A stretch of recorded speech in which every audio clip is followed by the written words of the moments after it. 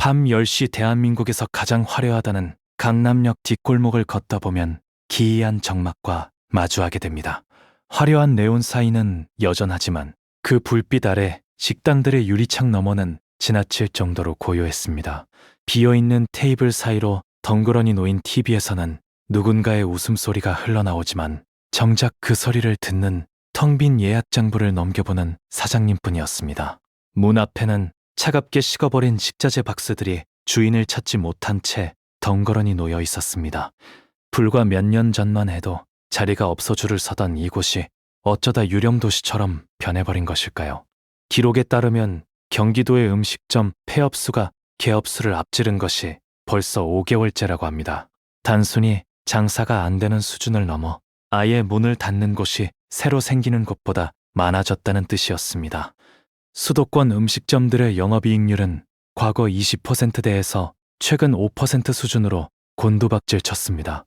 사장님들이 피땀 흘려 음식을 팔아도 손에 쥐는 돈은 예전의 4분의 1도 되지 않는다는 비극적인 숫자였습니다. 직장인들의 회식 문화는 이미 역사 속으로 사라졌고 사람들은 퇴근하자마자 집으로 숨어들었습니다. 가정 간편식에 식당의 강력한 라이벌로 떠오르면서 20년 넘게 자리를 지키던 노포들마저 견디지 못하고 간판을 내리는 시절이었습니다. 하지만 진짜 잔인한 진실은 텅 빈 테이블이 아니라 사장님들이 매달 받아드는 정산서 안에 숨겨져 있었습니다. 새벽 공기를 가르며 배송된 식자재 명세서를 확인하는 사장님의 손은 가늘게 떨리고 있었습니다. 주방의 뜨거운 화구 옆에서 땀을 닦으며 내뱉는 한숨에는 깊은 고단함이 서려 있었습니다. 지난달보다 무려 30%나 오른 전기료 고지서는 그 자체로 거대한 공포였습니다. 낡은 계산기 위로 툭 하고 떨어지는 땀방울은 사장님의 처절한 노동을 증명했지만 결과는 참혹했습니다.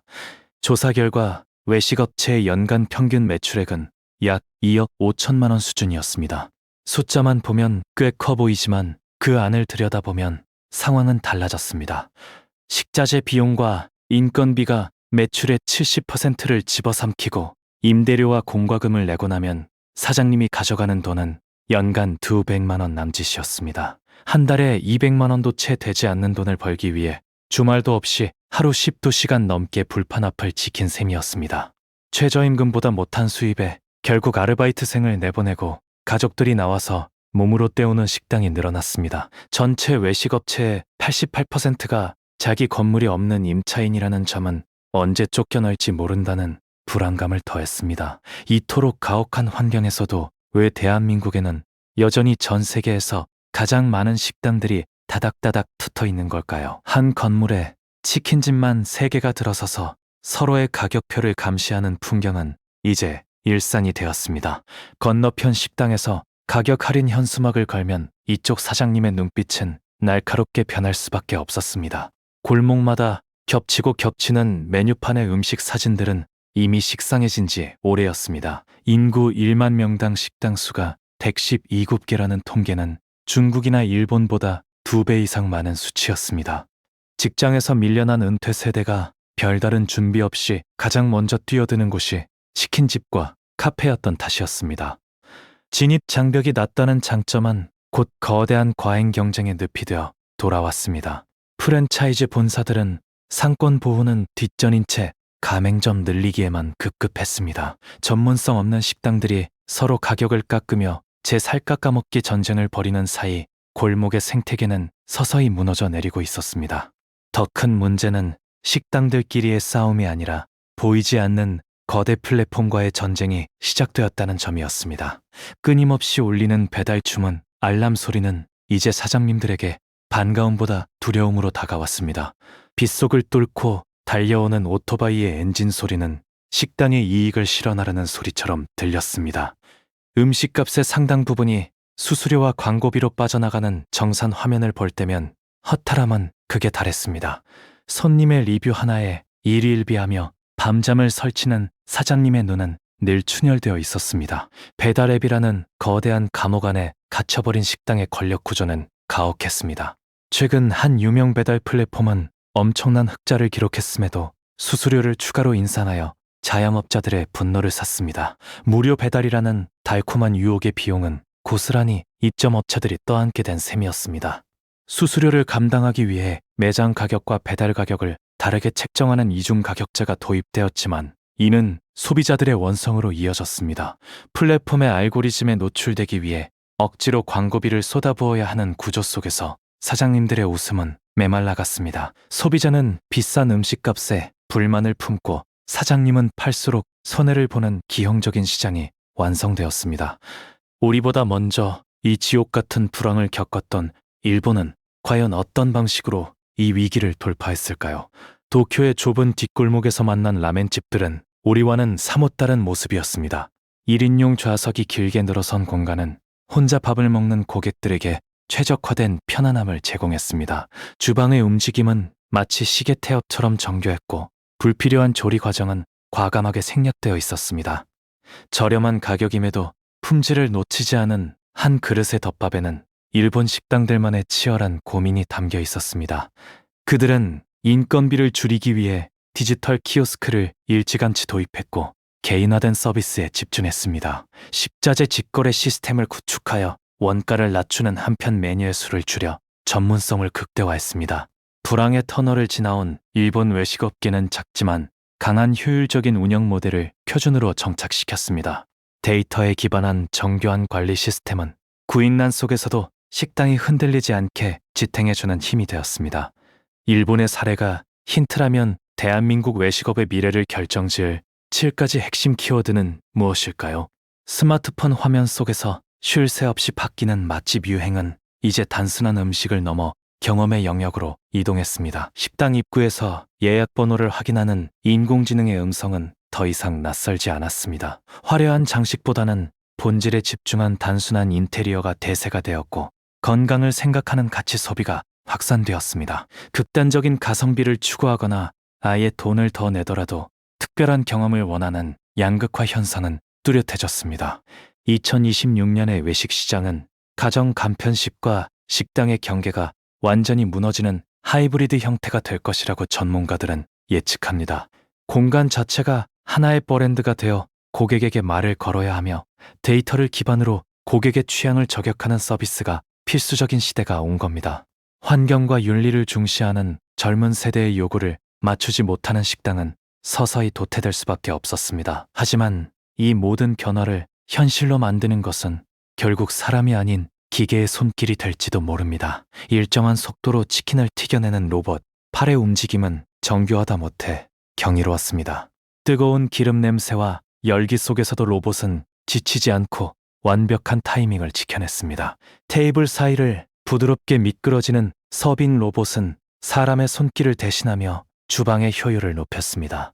사람의 목소리 대신 태블릿에서 들리는 알람 소리가 주방의 리듬을 만들어내는 풍경은 이제 더 이상 미래의 이야기가 아니었습니다.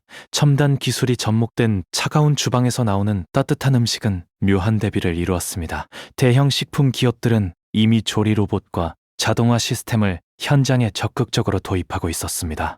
단순하고 반복적인 업무는 기계에 맡기고 사람은 고객 서비스나 새로운 메뉴 개발 같은 창의적인 일에 집중하는 구조였습니다.